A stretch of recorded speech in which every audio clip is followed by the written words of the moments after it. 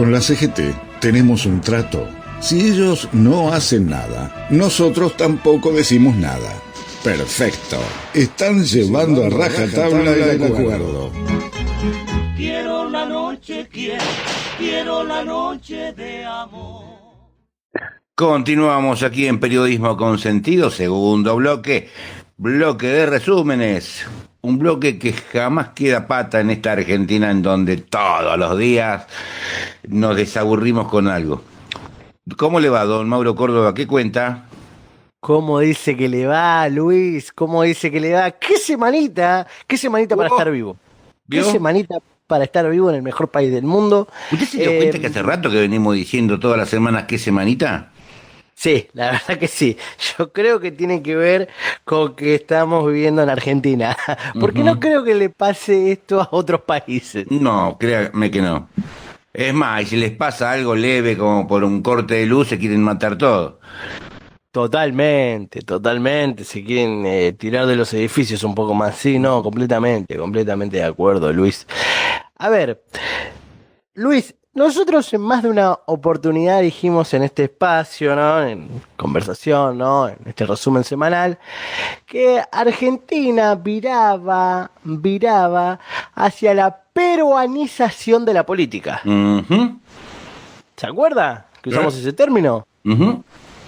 Bueno, la cosa es que se aceleró bastante eso y al parecer quizás estamos asistiendo a ese momento. Quizás en términos históricos estamos asistiendo a ese momento en nuestro país.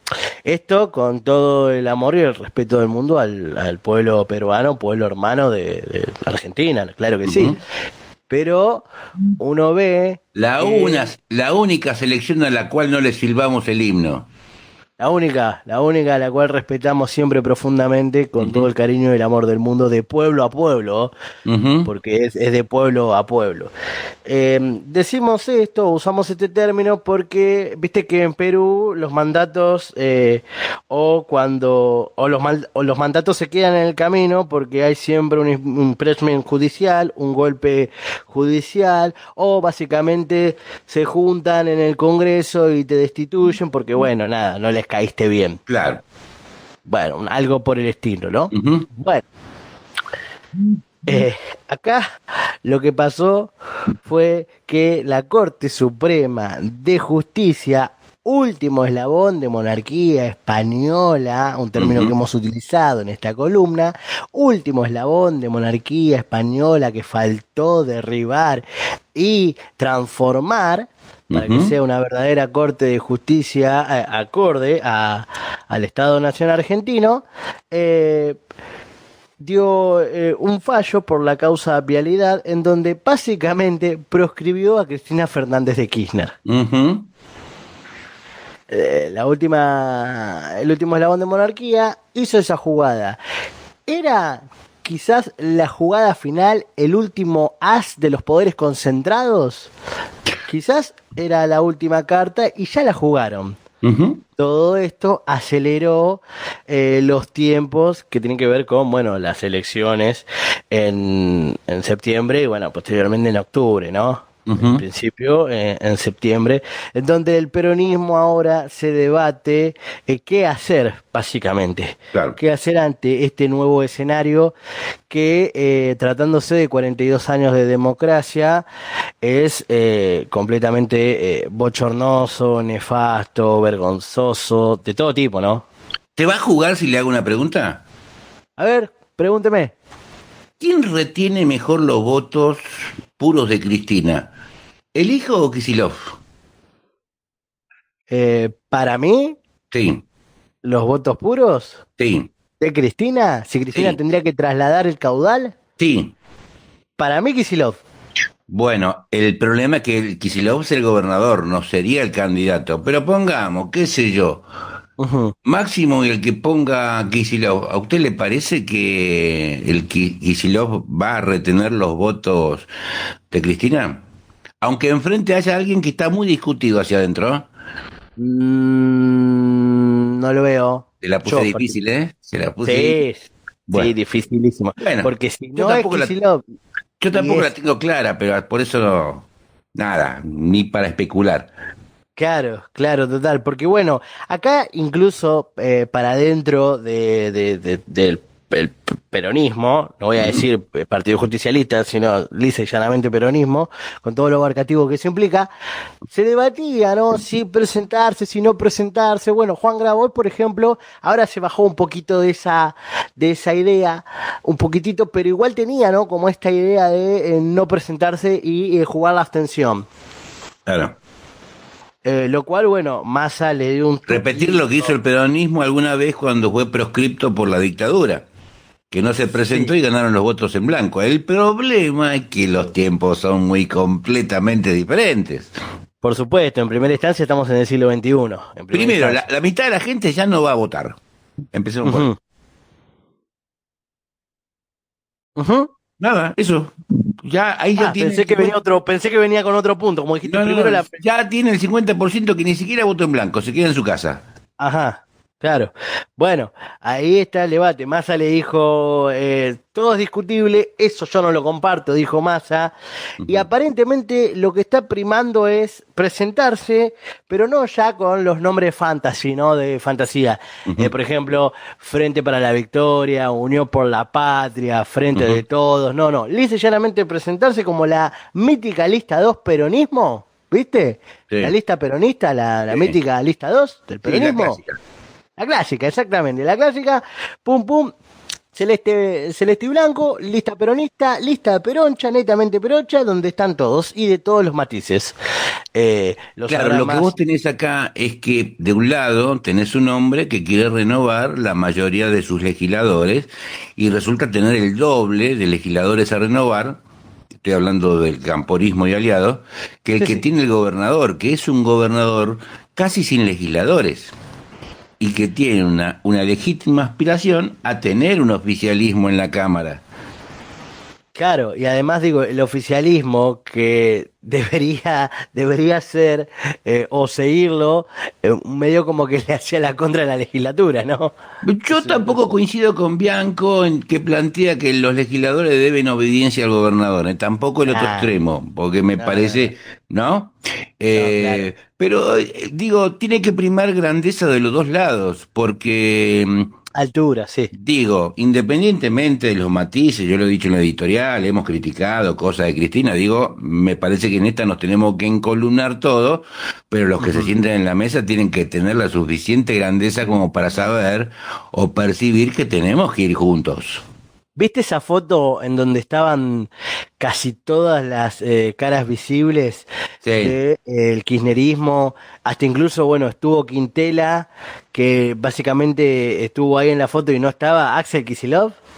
Bueno, porque estaba allí alguien que la provincia de Buenos Aires no acepta como interlocutor.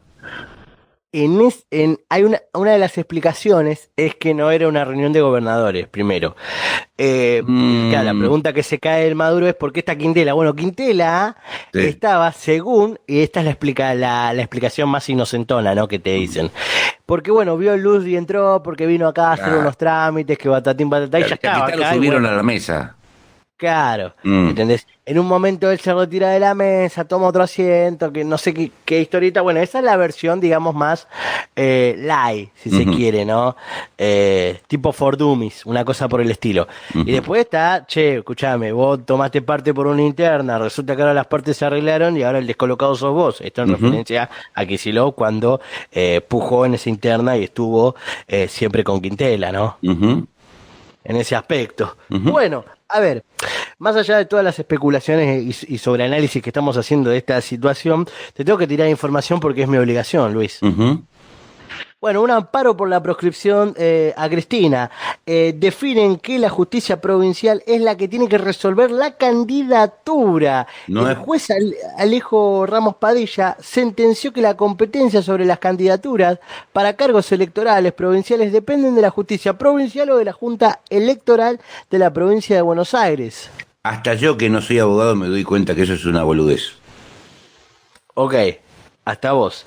Un nuevo fallo judicial se refirió a esa posible candidatura de la expresidenta en la provincia de Buenos Aires, tras la sentencia de la Corte Suprema que confirmó su condena. El juez Alejandro Ramos Padilla respondió a un amparo que había presentado el abogado Daniel Germanos contra su proscripción y definió que quien tiene competencia para dar respuesta al reclamo es la justicia provincial y o junta electoral. A ver, el reclamo o el argumento que utiliza el juez es que ser candidata automáticamente no significa que esté ejerciendo un cargo, que es para lo que está inhabilitada. Una boludez, porque sos la primer candidata, vas a salir elegida. Así te vaya mal. Claro. No, flojo me parece. A mí me parece bien que las pasiones, el amor que uno tenga, pero no funciona así la cosa. No, sí. No, lamentablemente, no. Ojalá funcionaran así las cosas y ojalá un acto de voluntad pudiera derribar la injusticia que significa lo que hizo esta corte. Claro, él, Germanos pidió, la protección de el derecho constitucional y electoral para elegir libremente a mis representantes conforme lo garantizan los artículos 1, 37 y 38 de la Constitución Nacional, el artículo 5 de la Constitución de la Provincia de Buenos Aires y los tratados internacionales de derechos humanos con jerarquía constitucional, artículo 75, inciso 2 de la Constitución Nacional, ¿no? Por ese motivo reclamó, que se garantice su derecho a tener como opción a CFK básicamente para votar. Si me permite, son fuegos artificiales. Son fuegos artificiales. Ok, fuegos artificiales. Cristina en un extenso tweet pidió, custodia, ¿no? De por vida justamente, porque fue presidenta de la nación y también, por el episodio de magnicidio, ¿recuerdan? Claro. Bueno, como expresidenta le corresponde la custodia permanente, sobre todo si la detención es domiciliaria. Claro. Que todavía no se resolvió. Cristina adelantó que se va a presentar el día miércoles en Comodoro Pi. No somos la derecha mafiosa, argumentó. La 2 veces presidenta explicó que pidió la prisión domiciliaria porque corre riesgo su vida luego, justamente como te lo decía yo, Luis, del intento del magnicidio. Si bien a ella no le gusta la figura en el gobierno que no alentó este fallo, si bien se subió arriba del caballo, el gobierno la quería afuera, en la cancha y enfrentándola, con la esperanza de nacionalizar esa elección y que el repudio instalado en la cabeza de muchos argentinos por años de machacar con los medios, mentir, que siempre algo queda, soñaba con tenerlo en la cancha. Algunos empiezan a aconsejarle al presidente la posibilidad del indulto, cosa con la cual Cristina ya manifestó estar en contra. Claro, y además una advertencia incluso de los medios de comunicación a el presidente de la nación, a Javier Gerardo Milei, mirá que el próximo puede ser vos. Claro, el caso Libra, por más que te lo tapen aquí, afuera está avanzando. Y mucho el caso Libra. Y los yanquis te pueden bombardear una población civil, pero te cuelgan si te hacen un pete o si andás en esas cosas.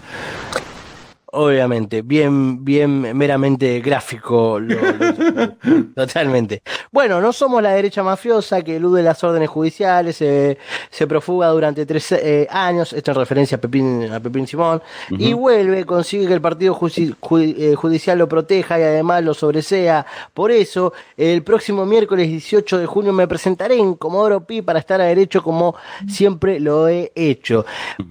Cuando Cristina confirma esto, rápidamente la militancia decide marchar con Cristina hasta Comodoro Pi para hacerle el aguante en un evento que se presume va a ser muy masivo porque hasta incluso un Pablo Moyano ya se pronunció al respecto.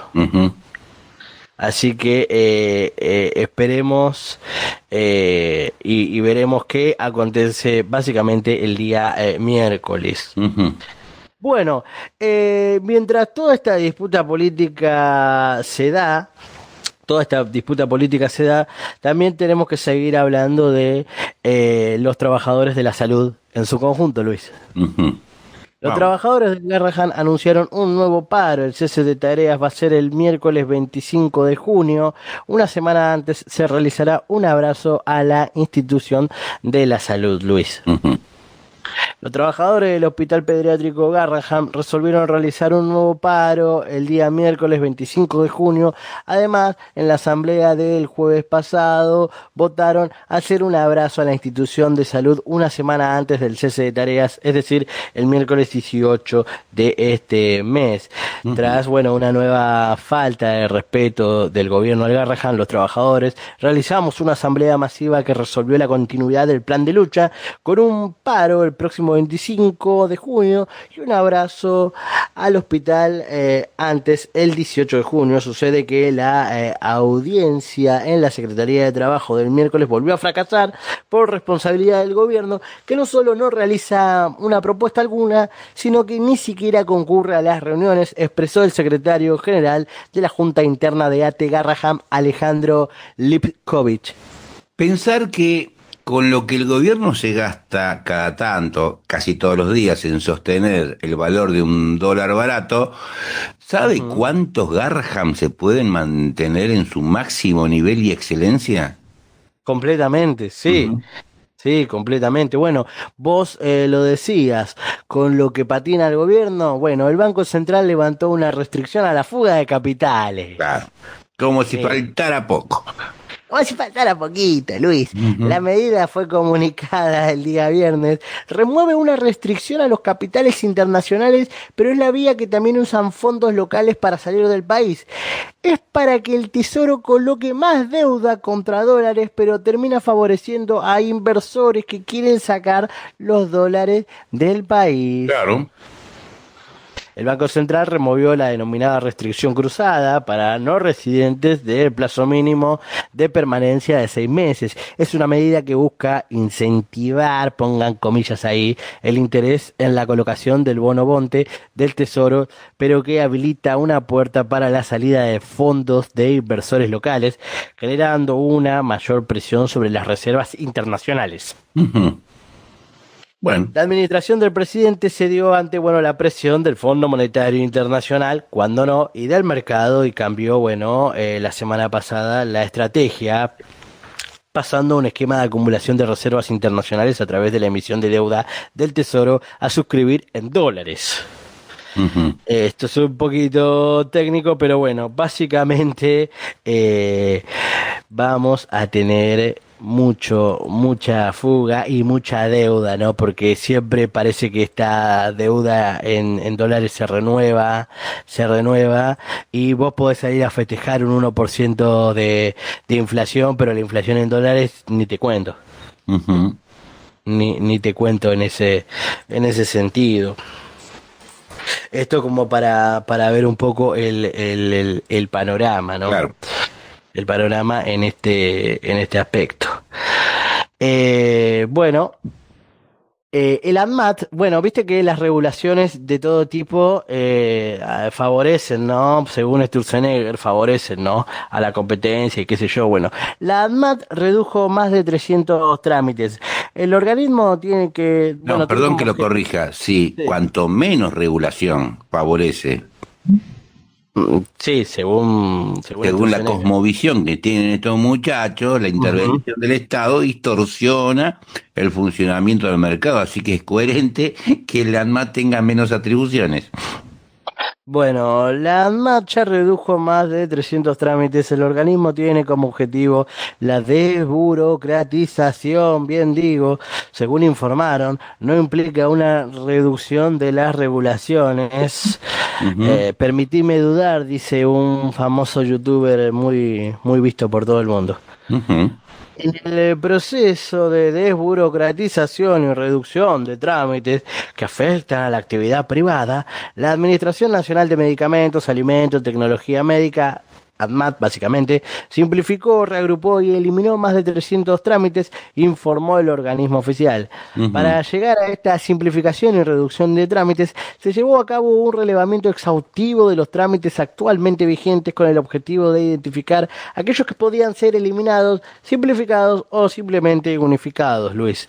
Toda esta operatoria no implica una reducción del volumen regulatorio del organismo, sí permite reorganizar y optimizar la estructura de procesos, generando condiciones más propicias para abordar en una etapa posterior un análisis regulatorio de fondo tendiente a lograr una mirada más fiscalizadora. Así que me ibas a decir.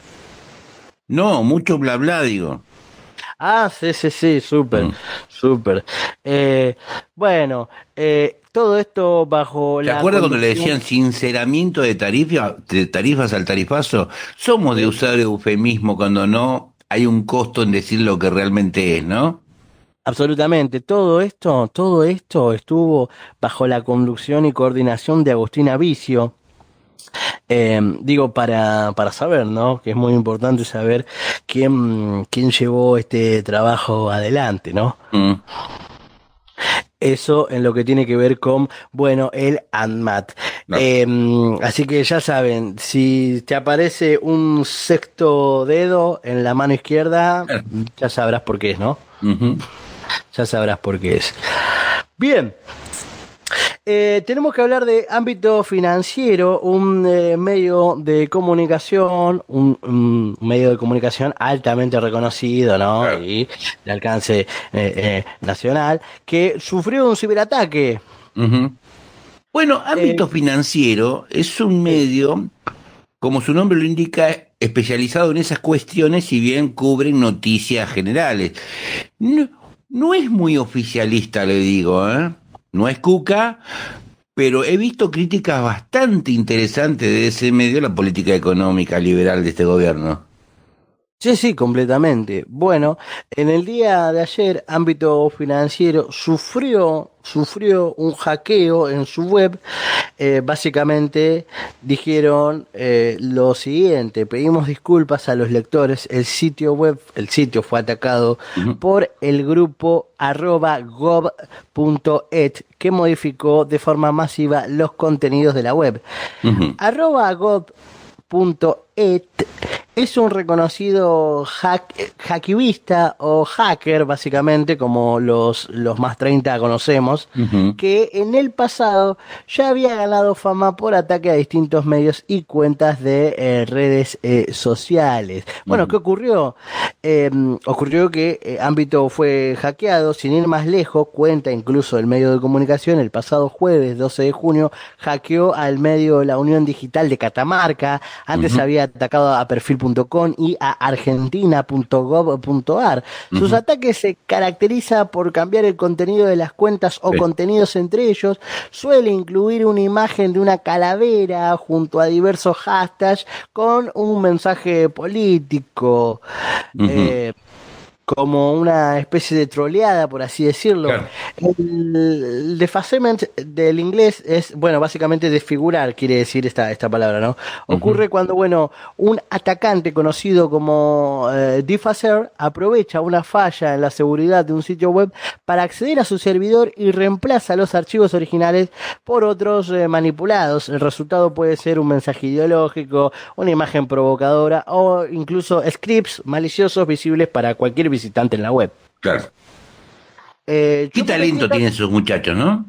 Sí, yo me metí a esa cuenta en Instagram, no vi las historias, tienen una millonada de seguidores y solo tienen posteado una foto, que es muy random la foto que tiene posteada, pero bueno, un poco se manejará así, ¿no? Ese mundo.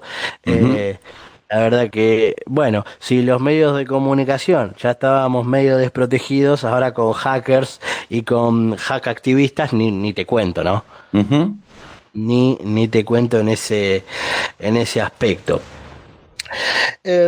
Bien, ¿Qué te digo? Si cada vez que hablamos, Luis, de las noticias internacionales, ¿no te da la sensación de que todo se está yendo a al mismísimo abismo? Y mire, si creíamos que Ucrania y Rusia podían desencadenar la Tercera Guerra Mundial, hoy estoy preocupado entre los árabes y los israelíes, ¿eh? Completamente. Y le Es que, digo a la audiencia que a veces dicen pelotudeces, que digo israelíes y no judíos. pero ¿en serio confunden una cosa con la otra? Y sí, vio, pero aparte es el relato oficial del Estado israelí, victimizarse detrás del antisemitismo.